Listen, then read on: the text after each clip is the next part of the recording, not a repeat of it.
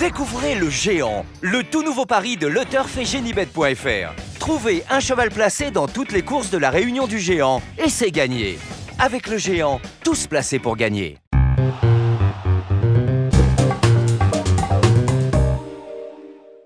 Bonjour à tous et bienvenue sur Paris Turf TV pour votre quotidienne reçue 5 sur 5, l'émission du Quintet Plus et du Top 5.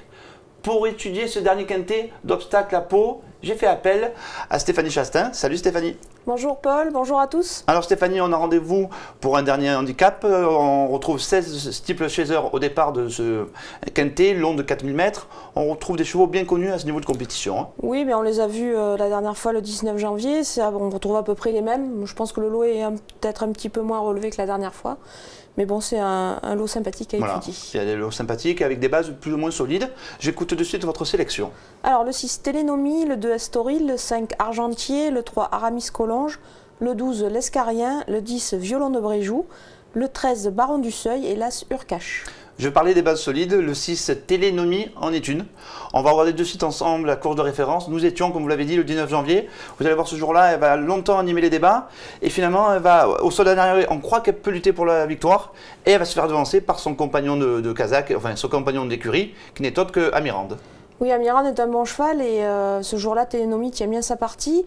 C'est vraiment un super sauteur. Je sais que Isabelle Paco aime beaucoup ses représentants. Celui-là, elle l'aime vraiment beaucoup. Elle l'a mis un peu dans du coton. Elle en prend soin parce qu'il est un peu fragile comme beaucoup de chevaux d'obstacle.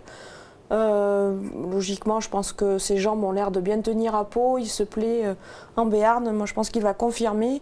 Comme le lot est un peu moins relevé, je pense que cette fois, il devrait passer le poteau en tête. Et le mériterait en tout cas? Oui, il mériterait. Parce que vraiment, on voit qu'il tourne autour du pot. Voilà, exactement. Il n'aura pas Amirande sur sa route, qui est quand même un très très bon cheval. D'accord. On parle de suite du numéro 2, Estoril. Alors c'est un cheval qui a lui aussi connu des problèmes de santé. L'autre jour, pour sa rentrée, il courut 5e derrière justement Télénomie. Oui, il court pas mal. Je pense qu'il avait besoin de cette course-là. Le terrain était vraiment détrempé, voire très lourd. C'était un bourbier. Voilà, exactement. Cette fois, il sera peut-être un peu moins pénible. Il va avoir besoin justement de ce terrain un peu moins pénible. Moi je pense qu'il est sur la montante et cette fois il devrait jouer les premiers rôles. D'accord, vous parlez du terrain justement, Guy Chérel, notre premier infoterrain, revient sur sa course de rentrée et lui aussi comme nous dit qu'il préfère le terrain un peu moins souple.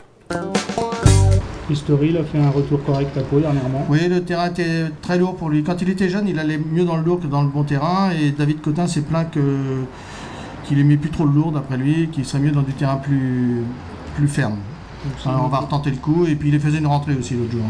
Donc il va monter un petit peu là-dessus. Ah bah j'espère, oui, il a l'air bien. Il a l'air bien, il va monter là-dessus.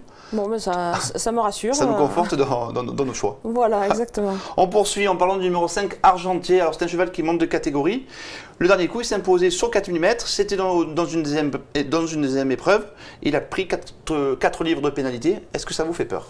Non, je pense que le cheval est sur la montante. Il faut profiter de la forme paloise. Il est bien là-bas. Moi, je pense que son entraîneur, de toute façon, n'a pas le choix. Il est obligé de courir le quintet. Mais moi, je pense qu'il va bien se comporter et pourquoi pas gravir un échelon. Là. Il y aura une cote assez amusante. Hein, voilà, c'est un pari amusant. On sait que les quintets à Pau, c'est pas non plus les 5 favoris à l'arrivée. Donc, il ne faut pas hésiter. Voilà, il ne faut pas avoir peur de mettre des outsiders. Ensuite, nous avons le numéro 3, Aramis Collonges. Là aussi, je m'attendais à un meilleur comportement de sa part pour sa rentrée. Si on prend ses valeurs de l'automne à Auteuil, on est obligé de le retenir. Oui, on est obligé de le retenir. C'est également un concurrent entraîné par Guy Chérel. À Pau, Guy Chérel, c'est incontournable. C'est vraiment un bon cheval. Il est dur, il a endurci dans ce genre de catégorie. Pour moi, c'est une base. Il faut le garder vraiment. C'est vraiment une bonne base. Et effacer sa course de rentrée. Oui, il faut complètement l'effacer. Il n'a pas du tout fait sa course ce jour-là. D'accord. En 5e position, nous avons le numéro 12 de l'Escarien. Alors, c'est un cheval qui a toujours été estimé chez Jacques Horté. Il alterne le bon et le mauvais. Le dernier coup, c'était Extra. Bertrand Lestrade le retrouve à cette occasion. Oui, il le retrouve à cette occasion. Donc, il le connaît bien.